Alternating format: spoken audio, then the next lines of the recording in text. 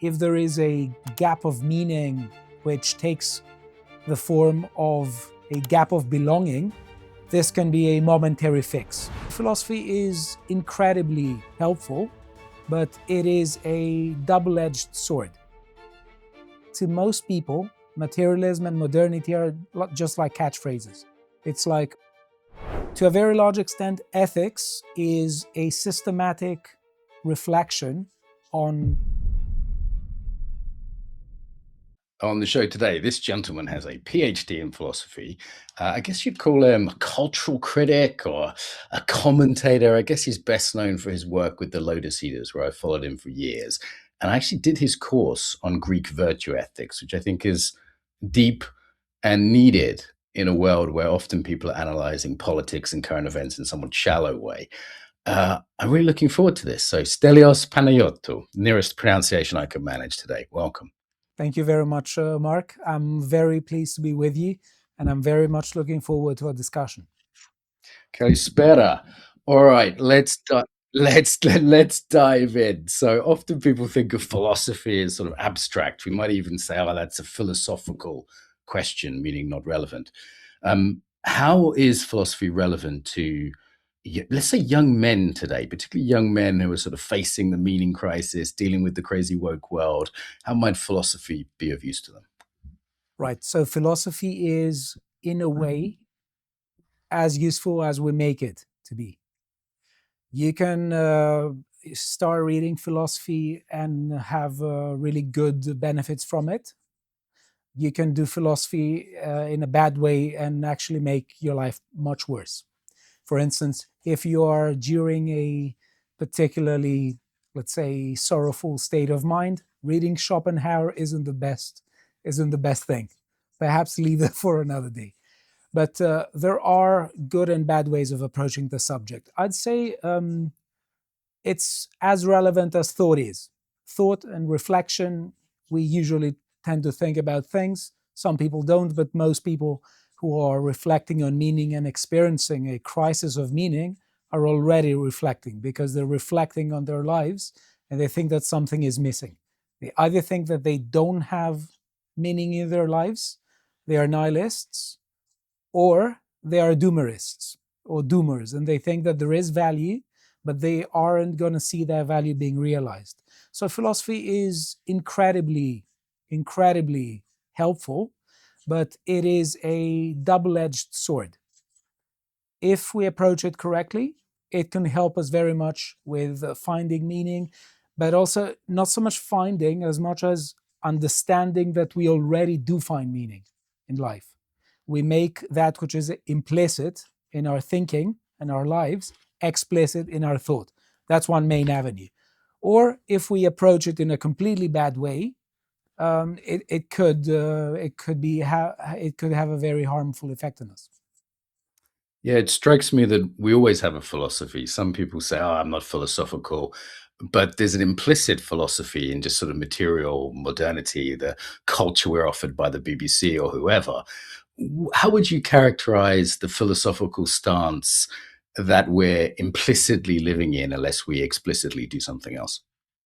Right. So I think that this is a question that we need to unpack it a bit, because reality is often very complex. It's more complex than a superficial way of viewing things may suggest. And what do I mean by that? Is that if we look at people nowadays, they have all sorts of views. It's not that there is one worldview that all human beings share. And that the same applies to several institutions. We can say that they may have some views in common, some views that they share. They may also depart in other views. So when we talk about modernity and materialism, it's very important to get on the same page. What exactly do we mean by it? I think that to most people, materialism and modernity are just like catchphrases.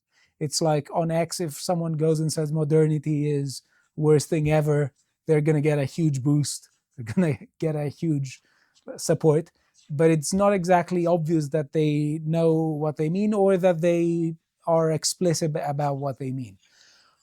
So, and also the way that the BBC is connected with that is really murky in a sense. It's not exactly obvious. In politics, we have all sorts of political views, but I think that the crisis of meaning isn't just political, it goes deeper than that.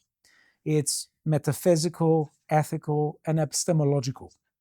So, yeah, we could say that we could talk about the BBC, about other institutions. We could definitely talk about it, and we could say that they're woke, and wokeness has several, let's say, philosophical underpinnings. But that is only the tip of the iceberg. The problem goes much deeper, to the extent that it is a problem, because Mm-hmm. modernity can be defined as the modern way of life. Every way of life, whether it's modernity or a medieval one, or in the between both, it has pros and cons. So the question is, what is it exactly that people think is a problem right now? What is it exactly that people think they are that their lives could be better? How do they think their lives could be better, or what do they think they lack? I think that these are good questions to ask people about, and try to see exactly what it is that modernity challenged how they're challenged by lack of meaning. Because I'm not, frankly, I'm not very certain if framing it in terms of the materialism of modernity, or modern materialism or something, does something to shed that much light on it. Mm-hmm. I guess the key question today is, how do I be good? In that, hey, maybe Nietzsche identified this problem, saying like, "Hey, if God is dead, like, how do we have any system of virtue?" I've done your course on Greek virtue ethics. This discussion goes back, but certainly in the absence of faith, one might ask, what is our basis of being good? And something like these sort of pseudo religions, like wokeism, offers a very clear way to be good. You just have to wave the current flag, say the current thing, change your profile picture to be whatever the latest cause is, and it offers a sort of easy path to virtue, which people are always pursuing. People need some path to goodness. What is the path to goodness if it's not this sort of shallow virtue signaling? Right. So you're absolutely correct, and we're in agreement about that. So the thing is that in some respects, being a good person may come naturally. In other respects, it may be a bit more difficult. I think fundamental way, the fundamental gateway into thinking about ethics, and also we have to link that with meaning afterwards, because you can find meaning in bad ways. That's a separate question. Well, let's take both questions, one at a time. So when it comes to being good, I think the best way to introduce these questions and their importance to people is to try and talk to them about something they find very much familiar. I think that to a very large extent, people will find the idea of a moral dilemma familiar. And in moral dilemmas, sometimes we have moral dilemmas of all sorts, of several kinds. Some of them are dilemmas between something that two voices, let's say, where both of them tell us that you have moral reasons to do this thing, moral reasons to do the other thing. And then there are also some other, these are the moral tragedies, let's say. And then we have some other types of dilemmas where we feel that we have a sort of something like conscience that tells us that we need to do the right thing. And we have tremendous urges that tell us to do something different. And we feel this across the board. You could say it's when it comes to a diet, when it comes to, let's say, relations with human beings. It manifests in all sorts of tendencies. So if we take this fundamental human experience of being torn between two different avenues, in some cases it's more than two, we can start reflecting ethically and try to ask ourselves whether these avenues lead us to what we consider to be the moral path or not, or away from it. So I think to a very large extent, ethics is a systematic reflection on value and what we should do and how we should pursue it. So you could say that you develop your own moral thinking, you develop your own ideas with respect to what is good, what is bad, what kinds of actions you think are right, what kinds of actions you think are wrong, what characteristics are virtues, what other character traits are vicious. And you're trying to create your philosophy, your ethical standpoint, and use it in order to judge whether particular courses of action are going to make your life better and take you towards the right path, or they are going to lead you to a worse path. That frequently is a path that is very luring and promises short term pleasure. So I think Right, that's the devil's bargain currently, right? You can get the old curse where you get what you want, and this seems like consumer culture offers you that quick win, that quick dopamine hit, if we look at it neurologically. exactly. And Yeah. what you mentioned before about wokeness, there's a tremendous pleasure human beings take. And I think that's also a point by Nietzsche in signaling to a group. And that's not just in wokeness, that's on every group. Mhm. People feel lonely, and when they express themselves in ways they think that a particular group will approve of them, they feel that they belong there. So if there is a gap of meaning which takes the form of a gap of belonging, this can be a momentary fix. But that is another avenue that we need to be exploring, and it also comes to the second point I was talking about, the distinction between finding meaning and being a good person, because many people can find meaning in bad ways. And what I want to stress with the course, but also in my response to your question, how do we be good, is that being good is something more than finding meaning. And in our crisis of meaning, there can be all sorts of people who can take advantage of us. Sometimes we can take advantage of ourselves and lead us astray for all sorts of reasons. It could be money, could be fame, could be a political advantage, all sorts of expediency. And the point is that it's not a simple binary. I either have meaning and I have a bad life, or I have meaning and I have a good life. Sadly, it's much more complex and difficult because, let's say, if we try to move towards meaning and rightness, there are endless traps we can fall into. It's not just one trap, lack of meaning. There are many traps. You could say, sort of, there are bad ways of belonging into a group. People could give meaning to their lives by belonging to a particular group, but the question is, what are good and bad ways of belonging to a group? For instance, people can belong into a mafia and be completely subjected to it, and then you have people demanding of you all sorts of things. You do find meaning in your life, but it isn't necessarily a good way of belonging. It's a way of belonging that eventually could lead you to a further crisis of meaning and Yes, identity. yes. Yeah. Yeah, it strikes me that in the sort of absence of nationhood in a multicultural world, people seek belonging in odd places. It might be something very benign, like, red team, blue team, something like this, sports, or, this sort of identity politics, and maybe less helpful. It seems like what's happening the last even 5 to 10 years is there's the kind of, we could call it, the conservative moral intuition is being articulated. So I remember reading Roger Scruton for the first time and going, "Oh my god, he's explaining why I love going in an old church." He's articulating on a conscious level this intuition I would have, which I think most people have. And it seemed like the left was much better at articulating consciously different philosophies.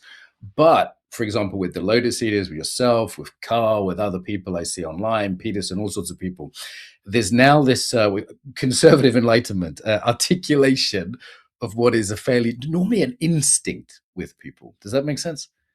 Um, yes, it does make sense. And thank you very much for what you're saying about the lotus eaters. I'm sure the people are going to be happy when I tell them what you have said.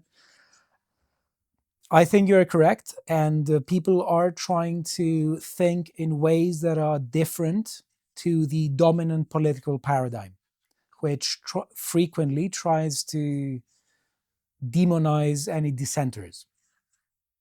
And when it comes to articulating a conservative intuition, I mean, I'd like to ask you which part of it particularly you found interesting when it came to going to a church. Which idea or insight from Scruton you found very enlightening? Well, there's several, but one would be, this is a longing to preserve that which is good. This comes from love. I was presented as growing up in a liberal family, like conservatives are mean people, they're baddies, they just hate people. And actually, it's like, no, there's a deep love that's here. And I guess another piece that's become increasingly obvious to me on my travels, living in different countries, is beauty. And this is obviously, the Greeks spoke about this. In some ways, the destruction of the classic Greek categories of the good, the true, and the beautiful seems to be sending everyone insane. And I know I like beautiful churches. I know some things are true and other things are not true. And I know that goodness is a thing, even if I may have an imperfect articulated philosophy of that. So I guess on all three of those levels, the good, the true, and the beautiful, that they aren't things to be casually discarded, because when they are, effectively, people seem to have just mental health problems, if nothing else. Yes, I want to. I think that this was a very profound idea by Scruton, and I want to say a few things here. Is that to a degree that this is a problem of humankind. It's not just an issue of modernity or this or the Dark Ages or of a particular period. I think that to a degree it's as old as humankind. That said, I think that truth is something that also is one of those endlessly discussed issues. We can talk about the sophists, we can talk about all the people who are lying in purpose, about people who are deceiving. This has been talked to exhaustion. I'm happy to talk about that more if you want in a bit, but especially goodness, it's also the good and the right path, and the all the forces that are trying to lead us astray. But if I may make a point about beauty, I think it's the category that is the most neglected, because there is a tendency to say that everything that is art related or aesthetics related is subjective. Personally, I side more to the objective reading of beauty. But let's say that even if that is, let's say I'm going to put that aside. There's a real issue with beauty, because when we, let's say, belong to particular groups, belong to particular nations, we're citizens of particular countries, in a way, this is a form of belonging. And there is the abstract claim of, I love my country, I love the country that hosts me, I love my, let's say, neighborhood, I love my local parish. You can say this, but if the minute you go out your house, you're confronted with something you find incredibly ugly in a world, in a city that is designed to make your life difficult, this is actually sabotaging all your natural sentiment of wanting to bond and wanting to create connections and wanting to find ties with a place. Because if You've been to Crawley, right, or Croydon?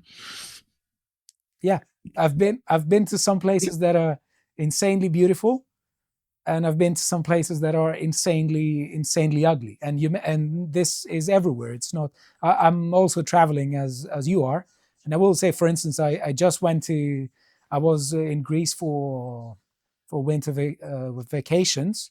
I went to a very beautiful place with a lake. It was one of the most beautiful places I've seen in Greece. And then I went to the nearby city. It was an hour and a half of a drive from there. And it was one of the most demoralizing things I've ever seen. And then I tried to find out, and I said, so it's heavily deindustrialized. People don't have anything to do there. And as far as ugliness is concerned, every every building was completely different. There was zero harmony between buildings. You can say that you can go to some, let's say, villages in the UK, and they have a particular character, and you could say some villages have a good character, others don't. But that place was a complete mess, complete anarchy, and I was asking myself, if people live in cities like that, if they go out of their way, what kind of meaning do they find in any kind Right. of rhetoric that is trying to boost up their patriotism? If they feel that they are in a place that is assaulting their psyche just visually, and on top of all the other problems, the problem of not having a job, the problem of not having future prospects, how can you ask people who live in such a way to want to give something back to their country? That's a huge problem, and it isolates people. It turns to sever bonds that exist within particular groups. And I think that this is one of the ways of articulating Burke's insight, because I think part of what Scruton is doing there is articulating an insight by Edmund Burke there. You also mentioned coherence. For me, beauty is often a balance of not too the same. If you see, say, I don't know, a Soviet style building where everything is exactly the same, but also not too much diversity, to use a fashionable word. If everything's all different, it's just chaos. There's a coherence to a village in the Cotswolds or to the Lake District. And this emphasis on sort of difference and otherness will automatically create ugliness. And I wonder if there isn't without being too conspiratorial, there isn't a piece that on a soul level, it's somehow there's something in beauty that's, as you say, under-discussed, under-related, and being around beauty, whether it be landscapes, architecture, women, whatever, ennobles one. It brings out the best in one. There is that connection between the good and the beautiful that I think is not obvious in our sort of concrete world. Right. So I think there's a very deep way to discuss this, and it goes down to how the human mind functions at its core. And if we bear in mind then the categories of truth, beauty, and goodness, we will see how, in a way, it's all interconnected in that respect. If we look at how the human thought developed, we can go back to several cultures and start from myth. And we see patterns that are cross-cultural. Now, these patterns are reflecting a deeper human experience of the world that is very basic and very simple to state explicitly, that fundamentally the human experience of the world is an experience of a world, of a less than ideal world in motion. Things change. This is, let's say, we know this. This is a part of our experience. It's also part of human wisdom. In the Epic of Gilgamesh, one of the oldest epics that we know of, one of the core teachings of it is from since the beginning of time, there's no permanence. Now, we are confronted with a world in motion, and that world is also evaluated by us, by the human mind, morally speaking. We see things as good or bad, or let's say some of them as morally neutral, but we tend to gravitate towards what matters to us and what we find dangerous. And we see that this fundamental experience of the world, in conjunction with our sort of disgust or dislike of what we consider to be bad, what manifested into all these myths and epics, where what we're presented with is the following pattern, because the mind is trying to understand the world in terms of patterns. We have the order, we have an order, that order is being disrupted, and that sort of disruption is considered an injustice. And then we have the hero's journey, as Joseph Campbell would say, of trying to redress that balance and try to right the wrong. And very frequently, we tend to think of everything that we dislike as a form of injustice.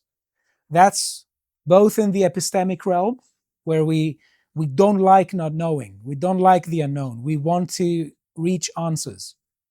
And there are huge problems there, which I'm sure we could talk about in a minute. Then we don't like what we consider to be bad. We consider it an injustice. That's the most obvious connection between them.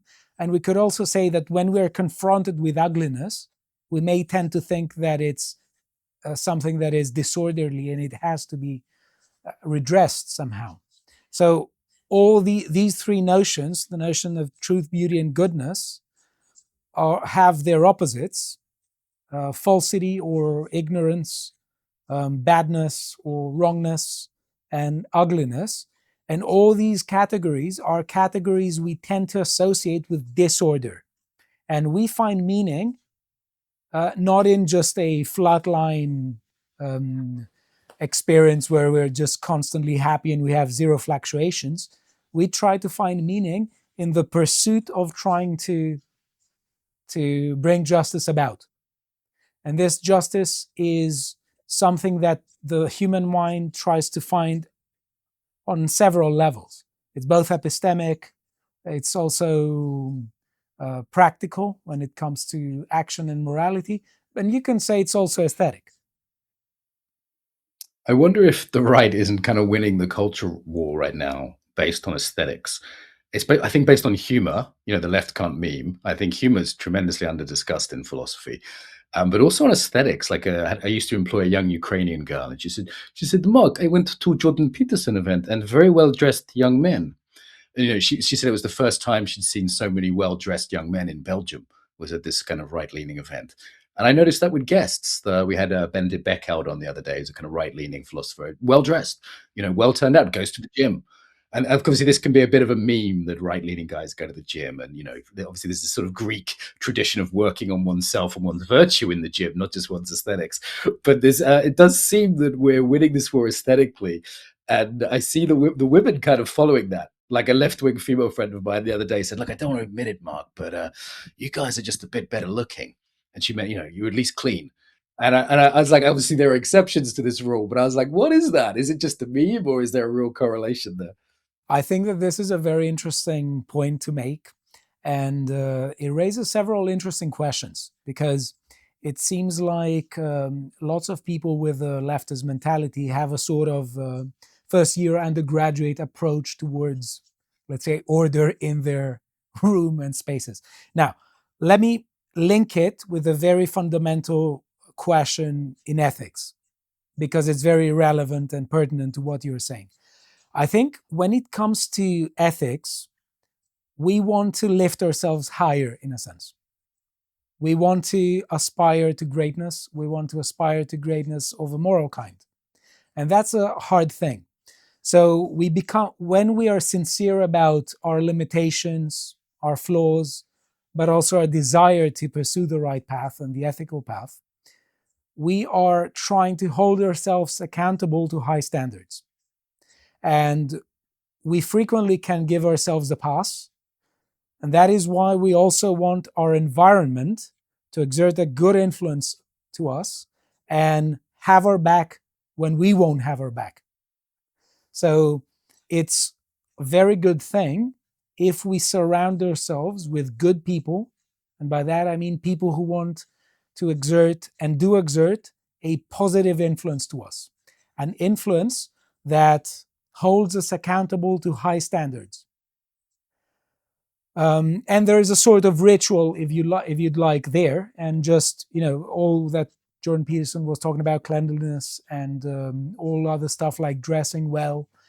It plays into there that you are becoming part of a group that holds each other accountable to higher standard. You're becoming a part of a group that is a group of people who are good people.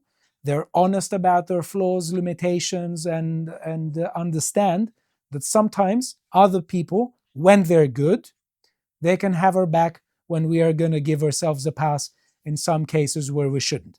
And on the other hand, we have those who constantly promise to us the easy way and are constantly exercising a bad influence, even if they're not bad people, but if there are people who don't hold us accountable to high standards and constantly try to wage war against the idea of standards. And they're saying, right, okay, well, why do you want to dress up?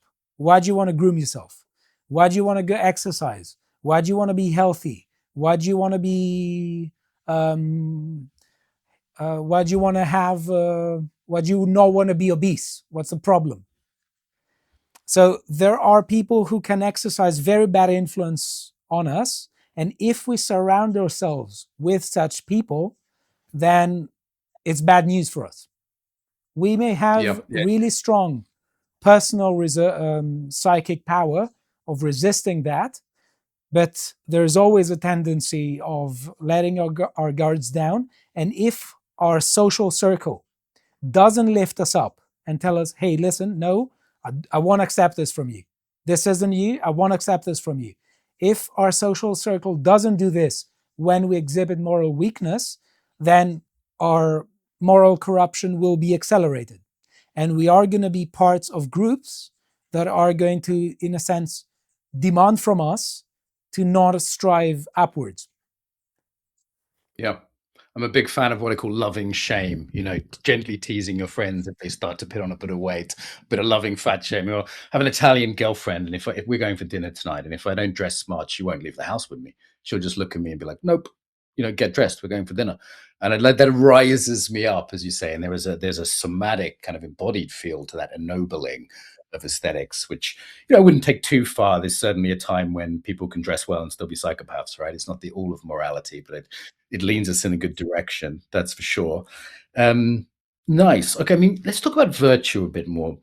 We had Josh on as well, and from the psychological point of view, it strikes me that so much in liberality or the far left is simply about a lack of, as you say, standards, and also boundaries, which goes with that. So there's this fear of excellence because this kind of pseudo-Christian idea or communist idea of equality. We all have to be the same. That's the way you create the best world. I feel like this is a distortion of Christianity through communism.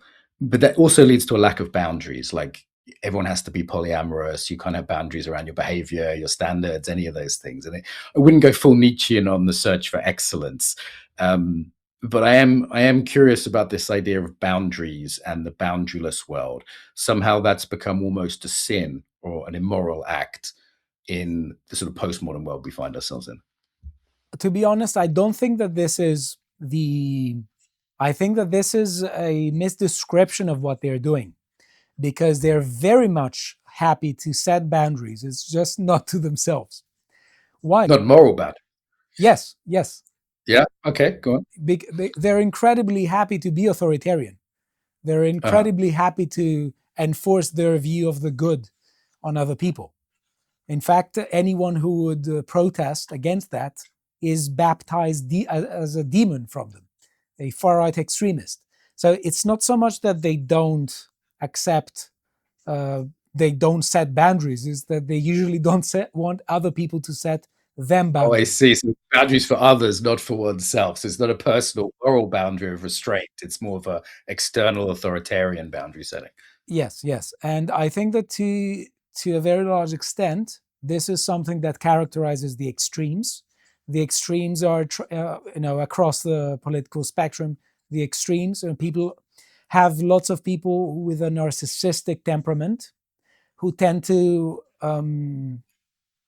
abuse what is called the friend-enemy distinction in politics, an idea that is related with Carl Schmitt, the legal scholar, also involved a bit in mid-century German politics. They tend to abuse it in what respect? In that any person who is disagreeing with them is baptized an enemy. I think that these are the people who have the temperament you're describing. They don't want others to set them boundaries. They don't want others to tell them that no, I don't accept this from you, and this is bad behavior, because they constantly try to say, well, no, things are so bad, things are gonna there's gonna be civil war any minute now, And if you're trying to hold me accountable to high standards, you're risking creating a rift on our side, and we're going to lose, and Hmm. we're going to be Hmm. destroyed by the other side. This is 101 extremist temperament and rhetoric in politics.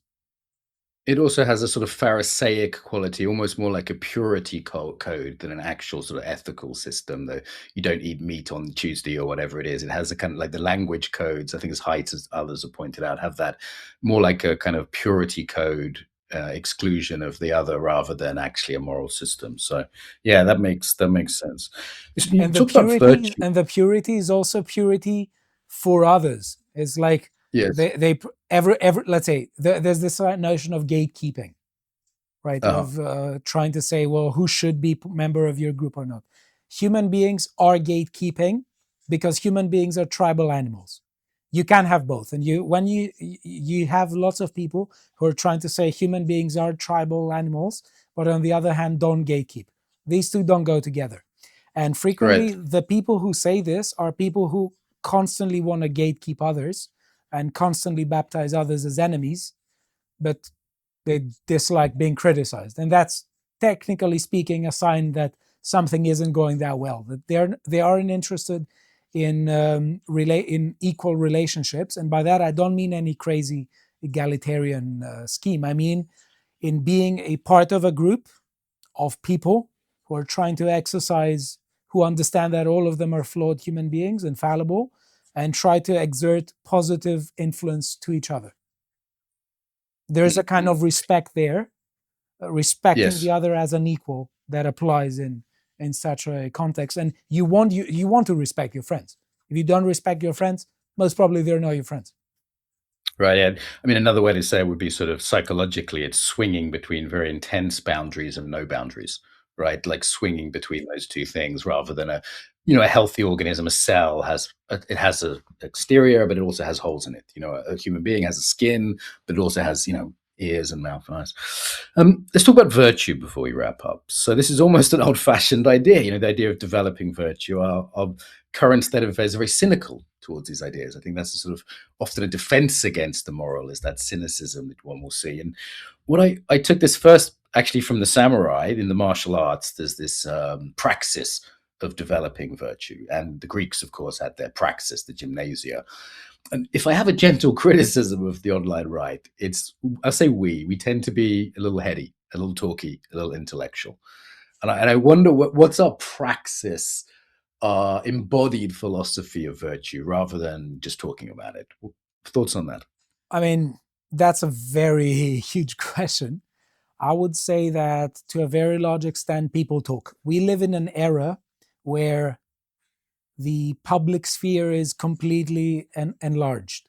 The public sphere is a notion, I think, related to Jürgen Habermas, who was a critical theorist, and he said that the public sphere is the sphere within which people communicate, people who are partaking in decision making. So there is going to be endless talk.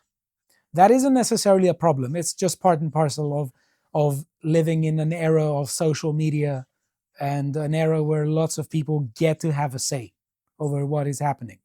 So there is always going to be endless talking. I don't think that we should, in a sense, beat ourselves for this. It's part and parcel of engaging in discussion. So there's always going to be discussion. But at the end of the day, I think when it comes to praxis, I think the most important thing is realism. People need to be realistic in the following respect. We cannot criticize, like, for instance, Scruton and Edmund Burke before us. We cannot criticize the left and the far left for being too idealistic, too utopian, and thinking abstractly, and then practice those things ourselves. So we have to be realistic. And when we have to be realistic, we have to understand that we have, in some respects, or at least some people, have to curb their expectations, both long term and short term expectations. And also, there are several ways of going about trying to actually affect change. Now, there are several schools. One school says you need to have very, let's say, radical voices, because these radical voices are sort of pushing the Overton window towards one side. I think that personally, I don't belong to that school. I don't understand. I don't see how much helpful it is. I think sometimes it's counterproductive. My view is the following: if we are discussing about subjects that sadly are taboo right here, right now, 2026, we have to be on our best behavior. And being on our best behavior means that we do not become a liability for our friends. Right. In a sense, make your friend's life easier. Right. Make yourself defensible in order to make your friend's life easier. If you want people to come to your defense, if you're in trouble, focus on being defensible.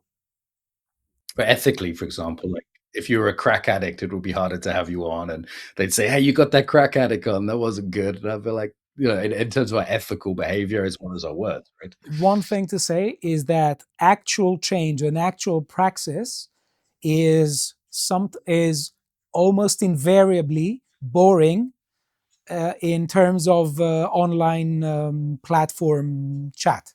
Because when it comes to online chat, most of it is just, let's just say something that is a bit edgy. It's just based Olympics. People trying to sound base to each other, and they frequently try to outbase each other by becoming more and more radical.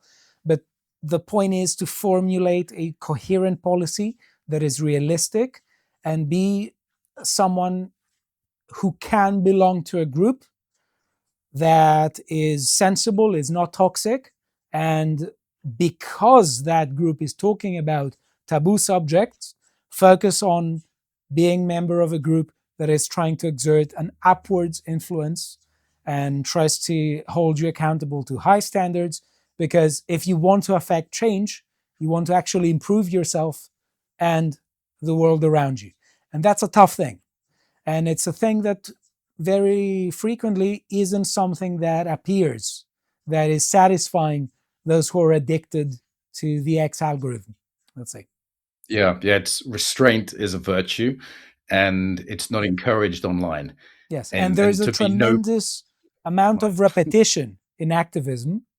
You have to hammer the same points again and again and again. That in online circles is a bit repetitive and becomes boring. But mm, what is boring sometimes online is what is actually affecting real change. So love. personally, I'm not focusing so much on what is an X on trend. What Yeah. is the trend on X? Last question, because I want to respect your time. So, bit left field. We're both migrants, as I understand it. You're a Greek in the UK. I'm a Brit in Croatia and Slovenia at the moment. Migrants often get a lot of stick from the right. So, what is it to be a good migrant? Right. That's a great question. I think to be a good migrant, you have to accept that the reasons why you migrate are simultaneously reasons to respect the place that hosts you. So if you find to migrate means that you find something to another country that you don't find in yours, or at least the country you are at some point, because people can then migrate from another foreign country to another. So when you go to a place, to another place, you go because you can find something there that you can't find where you are in the beginning. So I think that to be a good migrant means that you have to respect the culture and the country that gives you the opportunity to find that thing there. And there is a reciprocal relationship there, a relationship of respect, because people are talking about where we come from, but it isn't just where we come from. Life isn't just looking backwards. Life can be also moving forwards, and it's at least it has to be half and half, because life does move forward. And the question is, if you are going to be part of the future of a country for whatever, for however long a time, , however long, you have to contribute to it. I think that you have to contribute to it and to respect that nothing is perfect. You shouldn't try and focus so much on the imperfections of the country that gives you these opportunities and try to beat these people down, of ignoring that we are always going to talk about imperfect societies because there's the level of comparison there. So personally, for instance, I I'm here in England for 12 years. It's a dozen years now. And I respect the fact that I was given opportunities here that I couldn't find in Greece. And I try to exert to be a force for good. I try to contribute both with what I'm doing and with other means. We claim you. You're one of us now, Stelios. Faristor, you're one of us. No nostos for you. No homecoming. Not allowed. Listen, let me just say thank you for all the You're good welcome. work you guys do there at the Lotus Eaters. You've been my muse and hop for years now. Holding that sort of point of dignified nobility in the online space isn't easy. I know you take a lot of stick as well. So thank you for that to the whole You're team. welcome, and And thank you very much. really appreciate it. I recommend your online course on ethics if you want to learn about Greek virtue ethics. Where do people find that, Stelios? Right, they can find it on our website on Lotus Eaters, and courses lotuseaters.com, and also they can find it on my X. It's just on the profile description. I have a link, and it's a course, and it's just a course about ancient Greek virtue ethics. And I try to present ancient Greek virtue ethics on their own terms. There. Great. It's very, very listenable. I listened to it twice through, actually. It's very good. All right, Stelios, thank you for joining us. You're welcome. Thank you very much.